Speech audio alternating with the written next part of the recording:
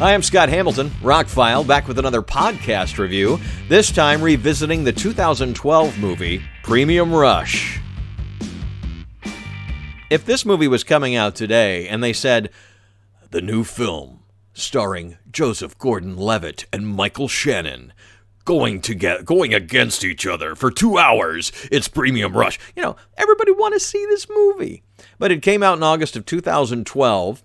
Had a $35 million budget, went on to gross $31 million. How does that happen? Now, I picked this up on Blu-ray. I saw it in the theater. It came out at the end of the summer. I picked it up on Blu-ray later. It's a Columbia Sony film. And hadn't watched it at home, loved it, hadn't really thought about it.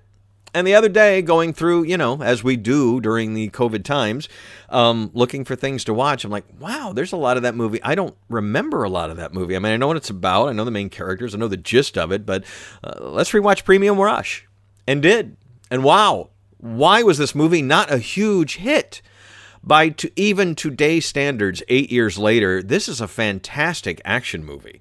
The bike scenes filmed on location in New York City are incredible. Joseph was injured, 31 stitches in his arm when he ran into the back of a cab. They show part of the scenery at the end over the post-credits, kind of like a Jackie Chan movie where they show some of the accidents. But real bike messengers in this convoluted... I mentioned this in another podcast. This movie jumps around in time a little bit with some flashbacks to explain. It all takes place in the span of about, 6 hours, but it'll be at like 5 and then cut back to 3, and then it'll go forward to 7 and then cut back to 4. But each time it does that, it's giving you more information about something you know a little bit about, but they're explaining why that was a big deal or what that is. And I'm not going to get into too many spoilers because obviously not a lot of people have seen this movie. Now, it's done better after the fact. It's 74% on Rotten Tomatoes, like 93% of people on Google like it. So I guess when it's on a streaming service, people watch it and really like it. But it's basically the story of bike messengers who get up and caught up in something that's beyond them that they shouldn't be caught up in. They're told to deliver this envelope. Somebody wants the envelope. Bike chases ensue. And Michael Shannon, who's one of our greatest actors, is playing this crooked, I don't want to get into too many spoilers. He's playing a crooked dude who's laughing at himself chasing a bicycle, but the kid consistently outwits him through traffic and through other means.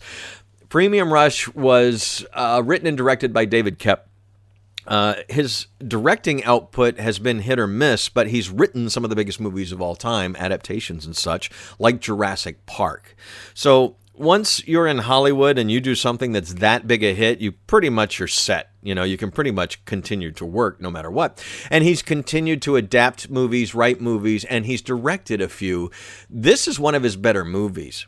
There is a plot point MacGuffin mechanic in it where Joseph Gordon-Levitt's character, when he gets to an intersection that he's not sure how he's going to get through, time stops, and he thinks of like 3 or 4 different routes, and you see the outcome. If he takes that route, he's going to get hit by this truck. If he takes this route, he's going to hit a baby carriage. If he takes this route, he's going to, and it's a very interesting thing that if they overused it, you would be like, oh my God, they're doing that again.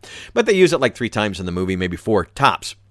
At key scenes where it's important. They show it off once where it's just, this is what goes through his mind to illustrate it. But then you get more. I didn't know, no brakes on bicycles for bike messengers because brakes are death and things like that. There's some interesting little tidbits about bicycling. There was a time in college I had a touring bike, and I did a lot of cycling. I lived with a cyclist who was very professional about it, actually. I wonder what he's doing these days.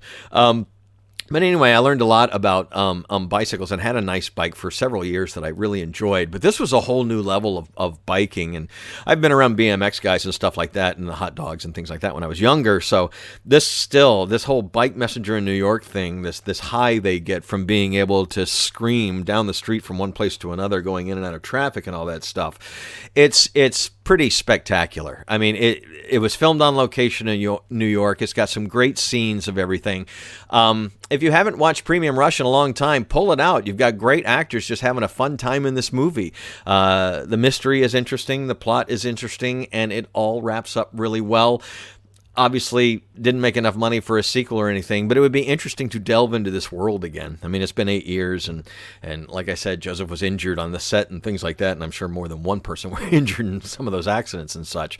But it's a very entertaining film to watch today, and if you've never seen it, I'm glad I didn't spoil it for you. Premium Rush is a rush of a film. It is 90 minutes of pure action with some story to tie it all together, and it's done incredibly well.